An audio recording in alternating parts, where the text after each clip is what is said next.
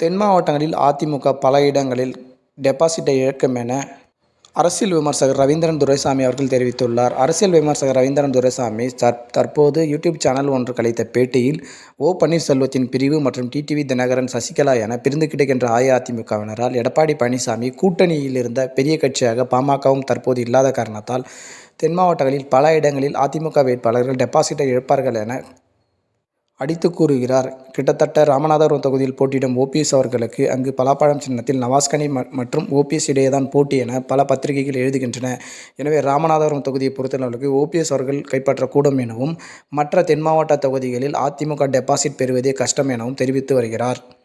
எடப்பாடி பழனிசாமி தலைமையிலான அதிமுகவில் முக்கிய வேட்பாளர்கள் யாரும் நிறுத்தப்படவில்லை. குறிப்பாக முன்னாள் அமைச்சர் செம்மலை, எம்.ஆர். விஜயபாஸ்கர் அவர்கள் அதிமுக தலைமை கேட்டுக்கொண்ட போதிலும் கூட தேர்தலில் போட்டியிட அதிக விருப்பம் செலுத்தவில்லை. இதற்கு காரணம் நிச்சயமாக தோல்வி கிடைக்கும், எனவே இந்த தேர்தலில் போட்டியிடாமல் சட்டமன்ற தேர்தலில் போட்டியிடலாம் என அவர்கள் நினைக்கின்றனர்.